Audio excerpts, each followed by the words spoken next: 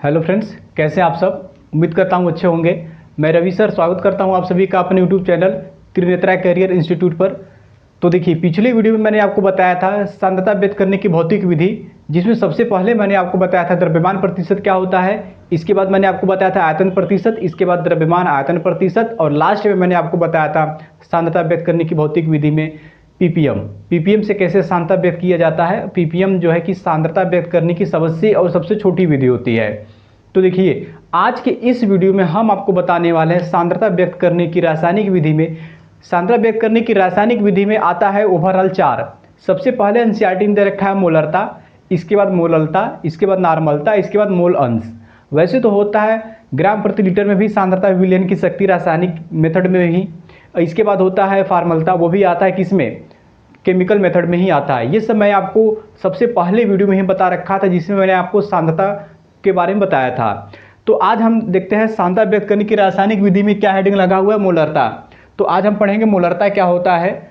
तो हमारे साथ आप बातों को ध्यान से समझेंगे कि मोलरता होता क्या है। अगर मैं कहूँ कि हमारे पास एक विलयन है, इस विलयन में, अच्छा, इस विलयन का वॉल्यूम मैंने कितना माना है, 1 लीटर माना है। तो इस 1 लीटर विलयन के अंदर मैं विलेय पदार्थ के जितने भी ग्राम अणुओं की संख्या या फिर जितने भी मोलों की संख्या घोल दूंगा, उसी को हम क्या बोलेंगे, मोलरता बोलेंगे। मोलरता कहता है कि किसी विलयन के 1 लीटर में आप विलेय पदार्थ के जितने भी मोल घोल सकते हैं या जितने भी ग्राम अणुओं की संख्या को आप घोल सकते हैं, उसी को क्या बोलेंगे, विलयन की मोलरता। जैसे मैं कहूं कि यदि इस 1 लीटर विलयन के अंदर मैंने मान लीजिए ले लिया है ग्लूकोज C6H12O6, मैंने ग्लूकोज के मान लीजिए 10 ग्राम अणु या 10 मोल जो है कि ग्लूकोज इस 1 लीटर विलयन में घोल दिया है। तो इस विलयन की मोलरता कितनी होगी, 10 मोल पर लीटर। 1 लीटर में हम जितना अधिक से अधिक घोल सकते हैं मोलों की संख्या को, उसी को क्या बोलेंगे, मोलरता। जैसे अगर आपने 5 ग्राम डाला तो ग्राम अणुओं की संख्या आपने 5 लिया, तो उसके जो मोलरता होगा वो कितना होगा, 5 मोल पर लीटर। अगर आपने 10 मोल डाला तो 10 मोल पर लीटर होगा। 1 लीटर में अगर आपने 20 मोल डाला है तो 20 मोल पर लीटर होगा। तो मोलरता कहता है किसी विलयन के 1 लीटर में आप जितना विलेय के मोलों की संख्या को घोलेंगे, उससे हम विलयन की मोलरता कहेंगे।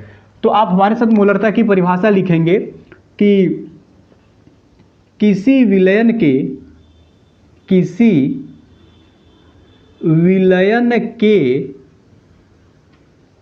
1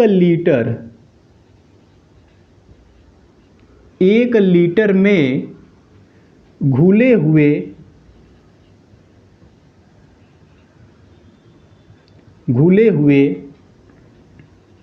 विलेय के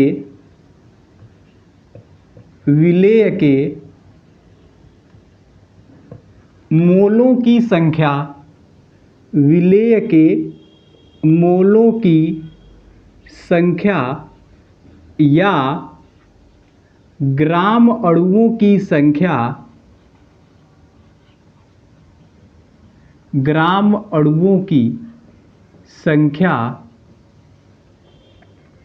उस विलयन की मोलरता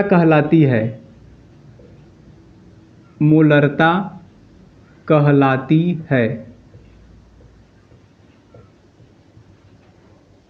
इसे M से प्रदर्शित करते हैं। M कौन सा बनाएंगे आप, कैपिटल वाला। इसे कैपिटल M से प्रदर्शित करते हैं।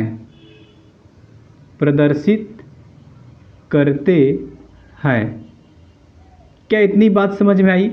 किसी विलयन के 1 लीटर में हम जितने भी विलेय के मोल या ग्राम अणु की संख्या को घोलेंगे, उसे हम बोलेंगे उस विलयन की मोलरता। जैसे मैंने कहा 1 लीटर में अगर आप किसी भी विलेय पदार्थ के 7 मोल घोले हैं, तो उस विलयन की मोलरता कितना होगा, 7 मोल प्रति लीटर। 1 लीटर में जितना घोलेंगे उसकी क्या होगी, मोलरता होगी। अच्छा, अगर मैं कहूँ कि माना किसी विलयन के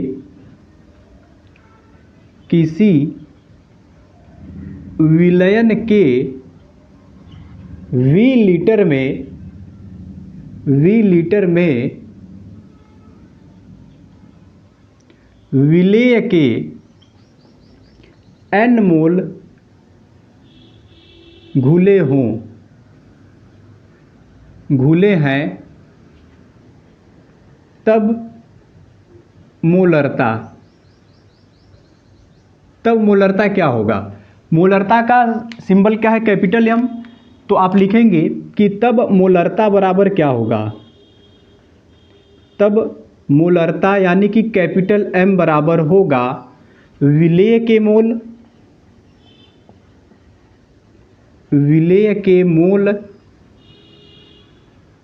ठीक, आपने लिया है n, तो n ले लीजिए, अपान के विलयन का आयतन क्या है, कैपिटल V है। अच्छा, आयतन आप किस में लिए हैं, लीटर में। तो यहाँ आप लिखेंगे कि जो आयतन है वो हमारा किस में रहना चाहिए, लीटर में रहना चाहिए। तो मोलरता का ये फार्मूला होता है कि विलेय की मोलों की संख्या या विलेय के ग्राम अणुओं की संख्या बटा के विलयन का आयतन लीटर में होगा। अच्छा, इसे आप अगर दूसरे फॉर्म में लिखना चाहे फार्मूले को तो कैसे लिखेंगे, हमें ये बताइए कि मोलरता बराबर हमने क्या लिखा है, यही लिखा है मोलों की संख्या बटे विलयन का आयतन, किस में हमने लिया है, लीटर में, यही लिया है ना। अगर मैं कहूँ कि नहीं, अगर आपको जो आयतन है ये लीटर में न दे करके ml में दे दिए, तब आप क्या करेंगे, तब आप इस फार्मूले का उपयोग न करके आप, चूंकि अगर आयतन आपको ml में दे देगा, तो आयतन अगर ml में देगा तो यहाँ पर तो फार्मूला है लीटर का, तो कहीं ना कहीं आप वॉल्यूम को क्या करेंगे, लीटर में कन्वर्ट करने की कोशिश करेंगे जरूर। तो जब लीटर में कन्वर्ट करने से अच्छा है कि आप डायरेक्ट ये वाला फार्मूला ही अप्लाई कर लिया करिए, आपको अलग से किसी भी यूनिट को किसी दूसरे यूनिट में कन्वर्ट करने की ज़रूरत ही नहीं पड़ेगी, ठीक है। तो यहाँ आप लिखेंगे n मतलब है विलेय के मोलों की संख्या, n मतलब विलेय के मोलों की संख्या, अब बटे के विलयन का आयतन आप किस में लेंगे, ml में। जब विलयन का आयतन नीचे ml में आप डायरेक्ट लिखेंगे बिना चेंज किए, तो आप ऊपर क्या करेंगे, 1000 से गुणा कर देंगे। अब ये हो जाता है किसके लिए, ये फार्मूला आप अप्लाई कर देंगे ml के लिए। समझ रहे हैं बात को, क्या मेरी बात समझ में आ रही है। मैंने कहा कि यदि सवाल में आयतन लीटर में न दे करके ml में दे दे, तो आप उस ml को किस में कन्वर्ट करेंगे, लीटर में ही कन्वर्ट करेंगे। तो लीटर में कन्वर्ट करने से बेहतर है कि आप डायरेक्ट इस फार्मूले को अप्लाई करिए, मान यहाँ वॉल्यूम को पुट करिए और नंबर ऑफ मोल निकाल के यहाँ पुट करिए और कैलकुलेशन करके आप आंसर गेटअप करिए। सबसे आसान तरीका ये होगा। अच्छा, एक बात और ध्यान रखेंगे। अच्छा, अगर मैं कहूँ, अगर, अच्छा, इसको आप मान लीजिए, इसको मान लीजिए ये समीकरण 1 हो गया और इसको मान लीजिए ये समीकरण नंबर 2 हो गया है, ठीक है। अगर मैं ये कहूँ कि ये जो n है, n क्या है, विलेय के मोलों की संख्या है, तो ये बताइए हमें, एक फार्मूला होता है विलेय के मोल, एक फार्मूला होता है विलेय के मोल बराबर विलेय का द्रव्यमान, विलेय का द्रव्यमान अब बटे होता है, द्रव्यमान को हम लेते हैं स्मॉल w से, विलेय के द्रव्यमान को, अब बटे क्या लिखेंगे, बटे हम लिखेंगे विलेय का मोलर द्रव्यमान। मोलर द्रव्यमान का मतलब है कि इसका हम क्या लेंगे, अणु भार लेंगे। समझ रहे हैं। तो जरा हमें ये बताइए, अच्छा, मोलर द्रव्यमान को मैं क्या कर दूं, मॉलिक्यूलर वेट ऐसे कर दूं mw, तो n की जगह क्या हम ये मान रख सकते हैं, तो आप बोलेंगे हाँ बिल्कुल रख सकते हैं, m की जगह ये, n की जगह ये मान। तो मोलरता का फार्मूला क्या मिलेगा आपको, मोलरता का फार्मूला आपको मिलेगा स्मॉल w गुणा के 1000 अपान के मॉलिक्यूलर वेट और गुणा की क्या करेंगे आप, आयतन है तो वॉल्यूम किस में लिखेंगे आप, ml में लिख देंगे। समझ रहे हैं। तो मोलरता का एक फार्मूला आपको ये भी मिल जाएगा। ये फार्मूला आप कब अप्लाई करेंगे, ये फार्मूला, ये मान लीजिए है आपका समीकरण नंबर 3। ये तीसरे वाले समीकरण को आप कब यूज करेंगे, यदि सवाल में कहे कि किसी भी विलेय पदार्थ का मान लीजिए x ग्राम या w ग्राम है और वो ml में आयतन में, किसी ml वाले आयतन में घोला गया है, तो आप ये देखिए कि आयतन अगर ml में दिया है और विलेय का जो द्रव्यमान है ग्राम में दिया है, तो आप डायरेक्ट इस वाले फार्मूले का भी यूज़ कर सकते हैं। ये वाला फार्मूला और ये वाले फार्मूले में कोई अंतर नहीं है, बस अंतर ये है कि ये वाला फार्मूला n का मान निकालने के बाद अलग से आपको यूज़ करना है, नंबर ऑफ मोल निकालने के बाद। अगर इस वाले फार्मूले को आप यूज़ करेंगे तो आपको अलग से किसी चीज़ को निकालने की ज़रूरत नहीं है। ये जो विलेय का द्रव्यमान बटे विलेय का मोलर द्रव्यमान है, यही तो है नंबर ऑफ मोल, मैंने यही तो फार्मूला लिखा है यहाँ पर। तो ये फार्मूला सबसे ज़्यादा आईएमपी है, इस बात को आप हमेशा ध्यान देंगे। ये फार्मूला आपको सबसे ज़्यादा इंपॉर्टेंट है, सबसे ज़्यादा इसी को आपको अप्लाई करना होगा और सबसे अच्छा आपको फोकस इसी पे करना भी होगा। समझ रहे हैं बात को? अच्छा, एक बात और हम आपको बताएंगे, एक बात और बताएंगे, जरा हमें ये बताइए। अच्छा, जगह कम है, नहीं हो पाएगा, आप इसका एक स्क्रीनशॉट लीजिए जल्दी से, इसके बाद हम आगे की बात करते हैं। ले लिया आपने? चलिए अब इसके आगे हम लोग बात करेंगे कुछ अच्छी बातों का मोलरता के बारे में। ठीक, डेफिनेशन तो मैं इरेज करता हूँ, डेफिनेशन चलिए मैं मिटाता हूँ। इसके बाद हम लोग क्या बात करेंगे आप स्वयं देखेंगे और हमारे साथ आप सुंदर से नोट्स अपने बनाते रहेंगे। देखिए, ये जो समीकरण नंबर 2 है, इसको मैं लेता हूँ ऊपर। ठीक, अगर मैं कहूँ समीकरण नंबर 2 क्या है, m बराबर है n/v लीटर में, यही तो है समीकरण नंबर 2। अच्छा, समीकरण नंबर 1 है n/v लीटर में, यानी मोलरता बराबर क्या हो गया है, विलेय के मोलों की संख्या अब बटे के विलयन का आयतन किस में है, लीटर में है। विलेय के मोलों की संख्या बटे विलयन का आयतन लीटर में है। तो जरा हमें ये बताइए कि अगर मैं कह दूं यदि 1 लीटर वाले आयतन में, ठीक है, यदि आयतन का मान कितना हो जाए 1 लीटर और नंबर ऑफ मोल जो विलेय के हैं ये भी कितना हो जाए, 1 हो जाए, तो मोलरता क्या होगा जरा बताइए। n की जगह 1 रखेंगे और v की जगह भी क्या रखेंगे, 1, तो जो मोलरता है वो कितना मिलेगा, 1 मिलेगा। क्या 1 मिलने का मतलब क्या है, यही तो है मोलर विलयन, इसी को हम क्या बोलेंगे, मोलर सॉल्यूशन, मोलर विलयन कहेंगे। यानी आप लिखेंगे कि अतः वह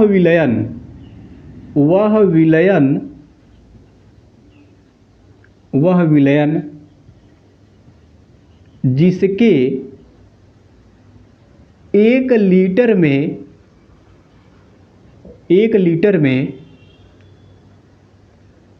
विलेय के 1 मोल या 1 ग्राम अणु, 1 मोल या 1 ग्राम अणु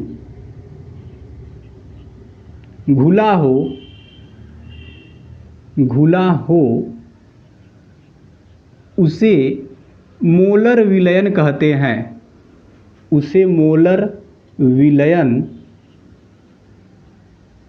कहते हैं। क्या ये बात समझ में आई आपको?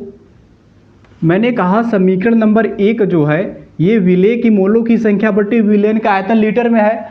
तो मैंने क्या किया, यदि मैं कहा कि आयतन 1 लीटर हो जाए और विलेय के मोलों की संख्या या फिर विलेय के ग्राम तुल्यांकों की संख्या भी कितना हो जाए, 1 हो जाए, तो मोलरता की वैल्यू कितनी मिल जाएगी, 1 का मतलब है, अब ये 1 मतलब है मोलर विलयन है।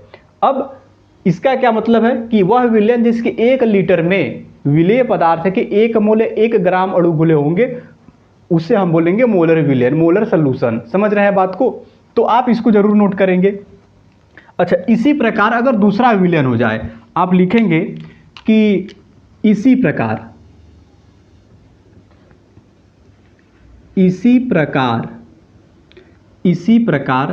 डेसीमोलर विलयन की मोलरता क्या होगी, तो आप लिखेंगे इसी प्रकार डेसीमोलर विलयन की मोलरता, डेसीमोलर विलयन की मोलरता क्या होगी, तो आप बोलेंगे ये होगी m/2। समझ रहे हैं बात को? अगर मैं कहूं डेसीमोलर की जगह अगर मैं कहूं, अच्छा m/2 हो गया, अगर मैं कहूं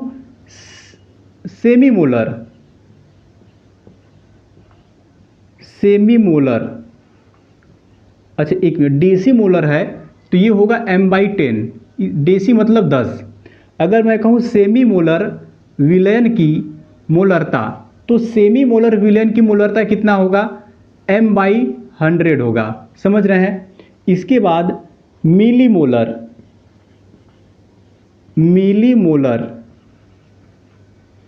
मोलर विलयन की मोलरता कितना होगा, m/1000 होगा। समझ रहे हैं। इस बात को जरूर ध्यान रखेंगे। डीसी मोलर विलयन की मोलरता m/10, सेमी मोलर विलयन की मोलरता m/100 और मिली मोलर विलयन की मोलरता क्या होगा, m/1000। इस बात को ध्यान रखेंगे। क्या इतनी बात आपको समझ में आई है? अच्छा एक बात और यहाँ हम आपको बताएंगे, ये जो मोलरता है इसका मात्रक क्या आप बताएंगे, जरा हमें बताइए। आप लिखेंगे जो मोलरता है इसका मात्रक क्या बताएंगे आप, जरा हमें बताइए। यहाँ देखिए समीकरण नंबर 1 में क्या है, विलेय के मोलों की संख्या बटे विलयन का आयतन लीटर में। तो विलेय के मोल बटे लीटर आ रहा है क्या, तो विलयन का जो मोलरता होता है उसका मात्रक आप क्या बताएंगे, इसका मात्रक आप बताएंगे मोल प्रति लीटर। मोल प्रति लीटर होता है ये मोलरता का मात्रक। इसे आप हमेशा ध्यान रखेंगे कि मोलरता का मात्रक होता है मोल प्रति लीटर। क्या यहाँ तक आपको बात समझ में आई है? अच्छा कुछ बातें ऐसी हैं जो मोलरता के केस में आपको जाननी चाहिए। जैसे यहाँ पर है आयतन।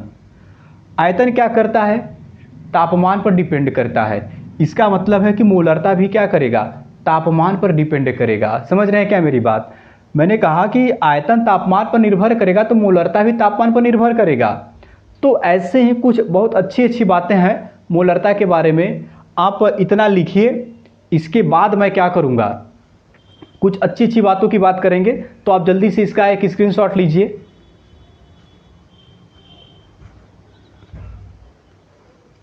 चलिए ले लिए। अब मैं इसको इरेज करता हूं।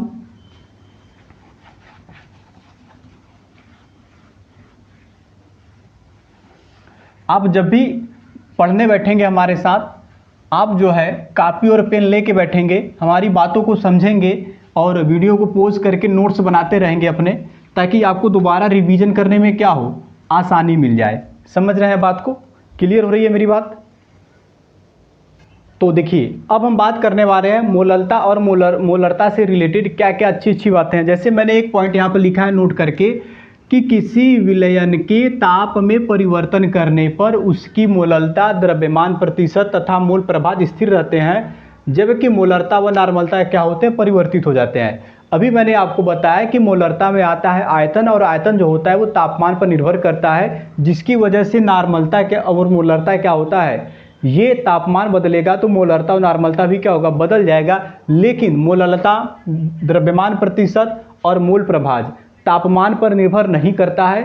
आप तापमान चाहे जितना घटा बढ़ा दीजिए, मोलरता, द्रव्यमान प्रतिशत और मोल अंश ये कभी नहीं बदलेंगे। इस बात को ध्यान रखेंगे आप। इसके बाद देखिए मैंने लिखा है मोलरता के बारे में। अभी मैं आपको अब मोलरता पढ़ाने भी वाला हूँ, तो थोड़ा सा समझिए इसको कि मोलरता उस स्थिति में उपयोगी होता है जब सामान्य ताप व दाब की परिस्थितियों में विलायक ठोस होता है।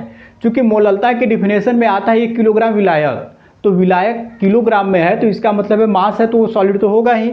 इस स्थिति में उसका द्रव्यमान आयतन की तुलना में आसानी से मापा जा सकता है। तो ये कहना चाहते हैं ये महाशय कि जो मोलरता होता है उसमें अब द्रव्यमान क्या लेंगे, विलायक लेंगे, वो भी ठोस होगा। ठोस क्यों लेंगे? क्योंकि आयतन क्या होता है, लिक्विड फॉर्म में होता है, उसको आसानी से हम नहीं माप सकते हैं। लेकिन अगर वो सॉलिड होगा तो उसको कहीं भी बिना किसी पात्र या बिना किसी बर्तन की सहायता से भी हम द्रव्यमान को आसानी से माप सकते हैं कि वो कितना किलोग्राम या कितना ग्राम होगा। इसलिए मोलरता उस स्थिति में उपयोगी होता है जब सामान्य ताप व दाब पर विलायक हमारा क्या होना चाहिए, सॉलिड यानी कि ठोस होना चाहिए। यहाँ तक बात समझ में आई आपको? तो इसका एक जल्दी से स्क्रीनशॉट लीजिए। चलिए अब मैं इसको इरेज करता हूँ। अब इसके बाद हम लोग बात करेंगे मोलरता क्या होता है। चलिए अब मैं इसको इरेज करता हूँ। आप हेडिंग देंगे कि मोलरता होता क्या है, मोलैरिटी इसको इंग्लिश में हम लोग बोलते हैं।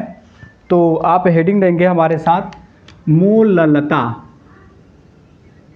मोलरता, ठीक, इसको इंग्लिश में हम क्या बोलेंगे, मोलैरिटी, सॉरी मोलैलिटी बोलेंगे, इसको मोलैलिटी बोलेंगे।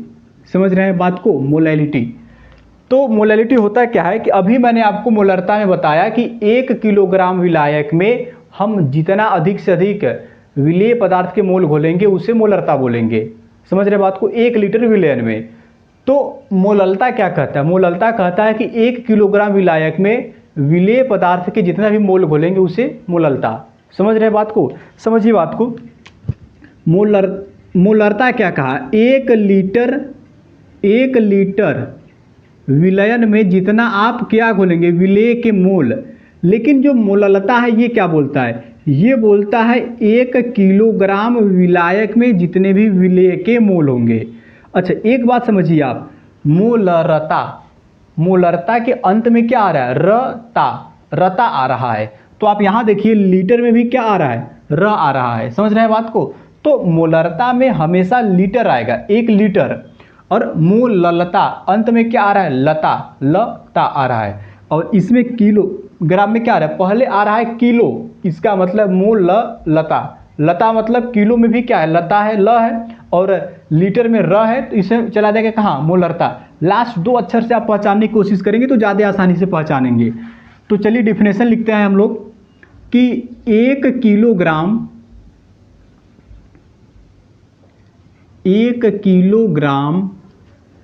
विलायक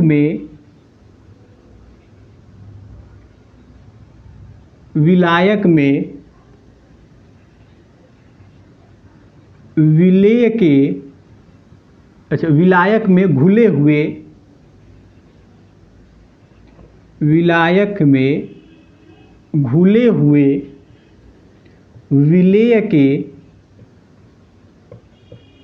के मोलों की संख्या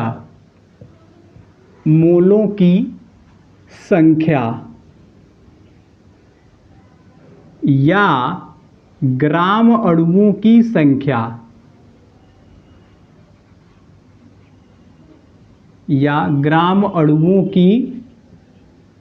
संख्या उस विलयन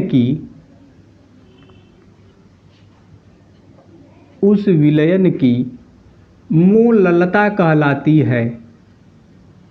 मोललता कहलाती है। इसे स्मॉल m से प्रदर्शित करते हैं,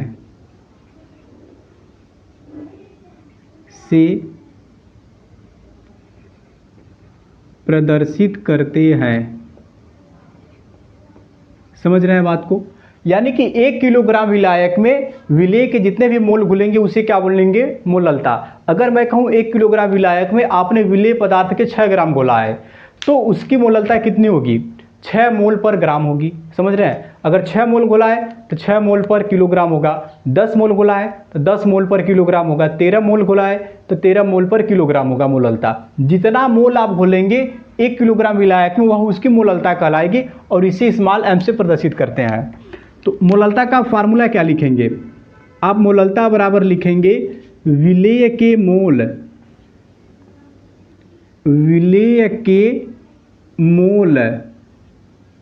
या विलेय के ग्राम अणुओं की संख्या बटे विलायक का द्रव्यमान। विलायक का द्रव्यमान आपको किस में लेना है, किलोग्राम में लेना है। समझ रहे हैं बात को। अच्छा अगर मैं कहूँ इस विलेय के मोल को मैं कितना लेता हूँ, n मोल लेता हूँ, तो मोललता क्या होगा जरा बताइए। n अपान के विलायक का द्रव्यमान मैं लेता हूँ कैपिटल W से, कैपिटल W और ब्रैकेट में हम क्या लिखेंगे, किलोग्राम लिखेंगे। इसे आप मानिए इक्वेशन नंबर 1। समझ रहे हैं, इसे आप क्या मानिए, इक्वेशन नंबर 1 मान लीजिए। अगर मैं ये कहूँ कि सवाल में विलायक का जो द्रव्यमान है वो किलोग्राम में न दे करके ग्राम में दे दिया, तब आप उसे क्या करेंगे, किलोग्राम में कन्वर्ट करेंगे। तो किलोग्राम में कन्वर्ट करने का मतलब क्या है कि जो मोललता आप निकालेंगे वो क्या निकालेंगे, n इंटू के 1000 अपान के कैपिटल W। अब ये हो जाएगा किस में, अब ये हो जाएगा ग्राम में। समझ रहे हैं बात को? क्योंकि 1000 से भाग दे करके उसे ग्राम में कन्वर्ट करने से अच्छा है कि आप मोलों की संख्या में 1000 से गुणा करके नीचे वो जो मान दिया है ग्राम में विलायक का उसी को रख दीजिए। अलग से निकालने की आपको ज़रूरत ही नहीं पड़ेगी। बहुत ही आसान तरीके से आप सवाल को सॉल्व करेंगे। देखिए सवाल तो सब सॉल्व करते हैं, लेकिन बाहुबली और बहादुर वही होता है जो सवाल को बहुत ही कम समय में और छोटे में वो क्या करे, सॉल्व कर दे। समझ रहे हैं बात को? अच्छा एक बात बताइए, जो मैंने ये विलेय के मोल लिया है n, तो n बराबर क्या होता है? यानी विलेय के मोलों की संख्या बराबर होता है विलेय का भार बटे विलेय का अणु भार। यही होता है फार्मूला। तो आप एक काम करिए, इस n की जगह ये मान रख दीजिए। तो फार्मूला क्या मिलेगा मोललता का? मोललता का फार्मूला मिलेगा स्मॉल m बराबर विलेय का द्रव्यमान गुणा के 1000 बटे के क्या होगा, मॉलिक्यूलर वेट, मॉलिक्यूलर वेट होगा, और गुणा के क्या होगा, विलायक का द्रव्यमान किस में हो जाएगा, ग्राम में। आप हमेशा ध्यान देंगे, ये होगा इक्वेशन नंबर 3। आपको अगर सवाल में विलायक का द्रव्यमान ग्राम में दिया हो और विलेय का द्रव्यमान भी ग्राम में दिया हो तो आपको करना कुछ नहीं है, सीधे डायरेक्ट इस वाले फार्मूले को अप्लाई करेंगे आप। जो थर्ड समीकरण है, ये समीकरण बहुत ही इंपॉर्टेंट है, इसी को आप हमेशा अप्लाई करेंगे, आपका सवाल गारंटी है कभी गलत नहीं होगा। समझ रहे हैं बात को? अच्छा एक बात और समझिए, अगर मैं कहूँ इस इक्वेशन नंबर 1 में, ठीक, इन इक्वेशन 1, समझिए बात को, इन इक्वेशन 1 में मैं क्या करूँ, जो विलेय के मोलों की संख्या इसको मैं 1 मोल मान लूँ, और जो विलायक का द्रव्यमान है इसको मैं 1 किलोग्राम मान लूँ, तब क्या होगा मोललता? तब मोललता बराबर क्या होगा, 1/1, मतलब मोललता क्या हो जाएगा, 1 होगा क्या, 1 मोल पर केजी, यही होगा मोललता। तो इसका मतलब क्या है, ये है मोलल विलयन की मोललता। मोलल विलयन का मतलब है एक ऐसा विलयन जिसकी मोललता कितना हो, 1 हो। एक तो है ही, तो आप लिखेंगे यहाँ पर हमारे साथ एक चीज़ लिखेंगे कि अतः वह विलयन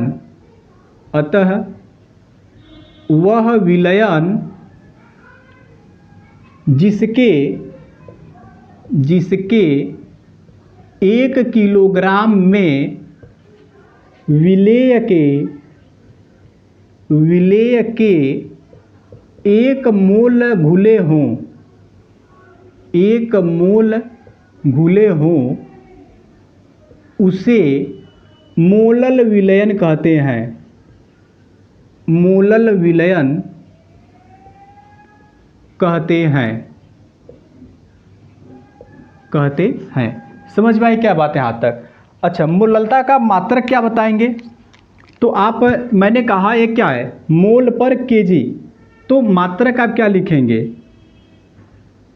मात्रक लिखेंगे आप, इसका मात्रक होगा मोल प्रति किलोग्राम, मोल प्रति किग्रा, किग्रा मतलब किलोग्राम है। समझ रहे हैं? अच्छा एक बात और आप नोट करके एक लाइन लिखेंगे, ये तो मैं बता चुका हूँ आपको कि जो मोललता होता है ये तापमान पर डिपेंडेंट नहीं होता है, लेकिन नोट करके आप एक लाइन लिखेंगे कि जो मोललता है,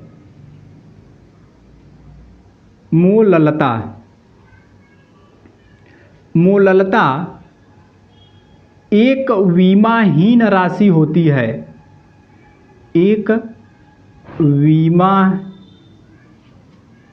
विमाहीन मतलब डायमेंशन लेस होती है। तो आप लिखेंगे कि मोललता एक विमाहीन राशि होती है।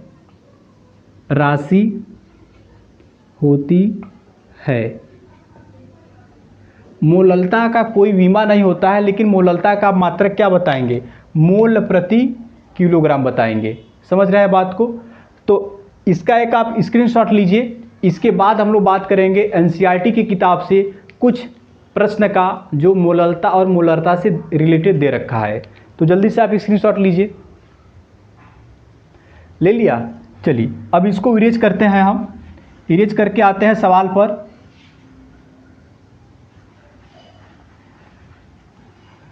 एनसीईआरटी से जो भी सवाल है अब हम उस सवाल को सॉल्व करेंगे, तो आप लोग ध्यान से समझेंगे सवाल को। तो देखिए, आपके स्क्रीन पर एक सवाल दे रखा है।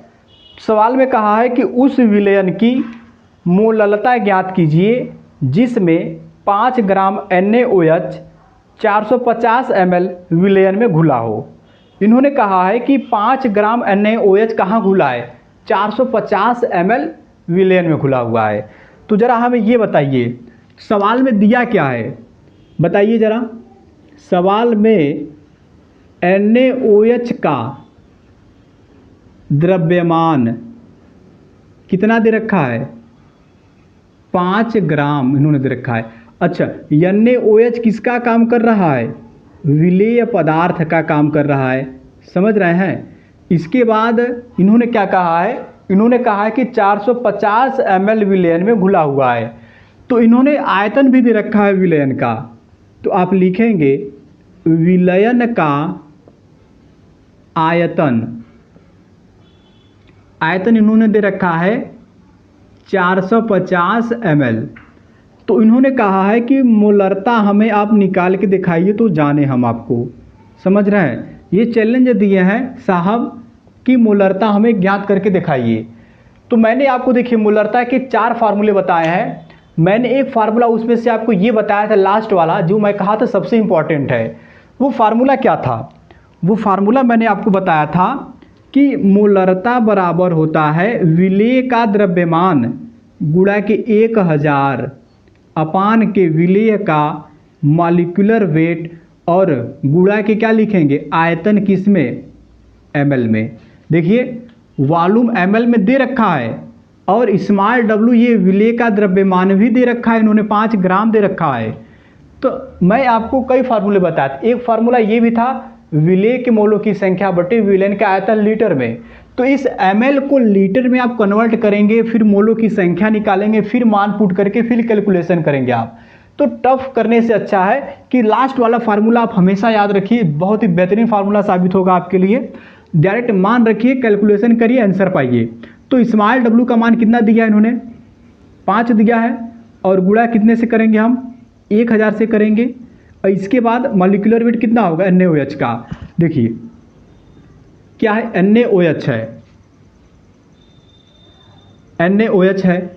तो सोडियम का तो होता है 23, ऑक्सीजन का होता है 16, हाइड्रोजन का होता है 1। तो 6 1 7 3 10, बचा कितना 1, और 2 1 3 और 1 4, यानी NaOH का जो वेट होता है वो कितना होता है, 40 होता है। और गुणा हमें करना है कितने से, 450 से करना है, समझ रहे हैं बात को। अब चलिए आगे चलते हैं।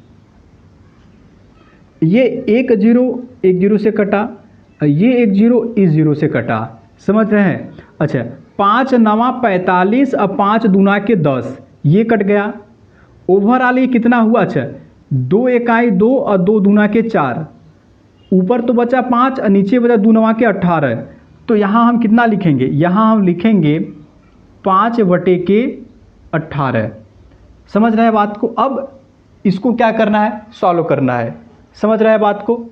सॉल्व करने के बाद कितना आएगा ज़रा बताइए, ये आएगा लगभग 2, अच्छा ये आएगा लगभग 0.278 मोल पर लीटर, ये आएगा आंसर, समझ रहे हैं बात को। चूँकि क्या होगा, 18 दूना 36 होता है, 18 3 54, पॉइंट बढ़ा के 0 बढ़ाएंगे तो 18 दूना 36, 2 बार में जाएगा। इसके बाद जितना भी बचेगा 1 0 बढ़ाएंगे, फिर 7 बार में जाके इसके बाद क्या होगा, आंसर लाएंगे हम लोग, समझ रहे हैं बात को। क्या ये बात समझ में आई। अब चलिए जल्दी से स्क्रीनशॉट लीजिए। चलिए अब हम लोग देखते हैं नेक्स्ट क्वेश्चन को, जो कि एनसीईआरटी के बुक में दे रखा है। वो सवाल क्या कह रहा है, आपकी स्क्रीन पर एक और सवाल दिख रहा होगा। नेक्स्ट क्वेश्चन, ये क्वेश्चन कह रहा है कि 2.5 ग्राम एथेनोइक के 75 ग्राम बेंजीन में विलयन की मोललता की गणना कीजिए। इन्होंने 2.5 ग्राम क्या दे रखा है, एथेनोइक अम्ल दे रखा है। तो ज़रा देखिएगा, एथेनोइक अम्ल, एथेनोइक अम्ल का फार्मूला क्या होता है, CH3COOH। अच्छा, एथेनोइक अम्ल ये क्या है, ये विलेय है, समझ रहे हैं बात को। ये है विलेय का द्रव्यमान इन्होंने हमें दे रखा है 2.5 ग्राम। इन्होंने कहा है कि 75 ग्राम बेंजीन में। तो आप क्या लिखेंगे यहाँ पर, आप लिखेंगे विलायक यानी बेंजीन C6H6 को ब्रैकेट में आप क्या लिख लेंगे कि यही है सवाल का विलायक का द्रव्यमान आप कितना लेंगे 75 ग्राम।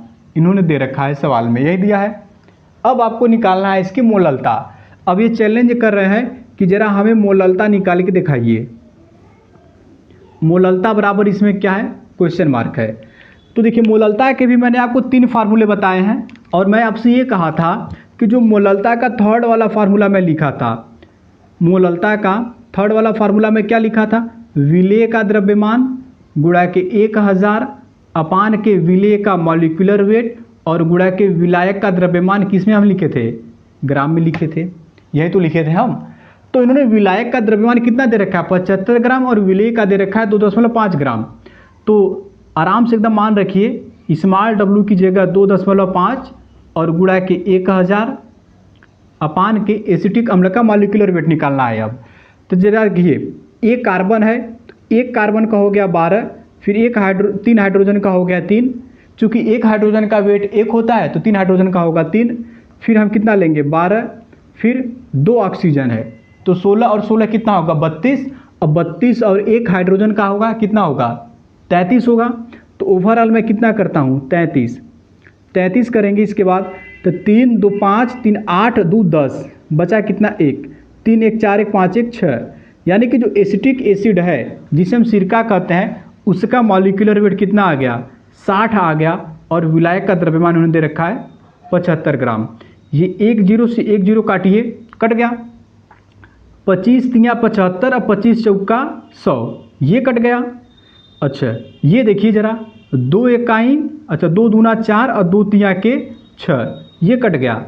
2.5 यानी 2.5 में गुणा करना है कितने से 2 से, तो 2.5 दूना के कितना होगा 5, 5 बटे क्या हो जाएगा 9। तो यहाँ हम लिखेंगे 5 बटे 9। अब यहाँ पर फिर हम क्या करेंगे, पॉइंट बढ़ा करके 1 0 क्या करेंगे बढ़ाएंगे। तो इस मान हमें लगभग कितना मिलेगा 50 होगा। तो 9 पचे कितना हो जाएगा 45, यानी 0.559 मोल पर किग्रा, ये मिलेगा इसका आंसर। समझ रहे हैं बात को। तो जल्दी से इसका एक स्क्रीनशॉट लीजिए।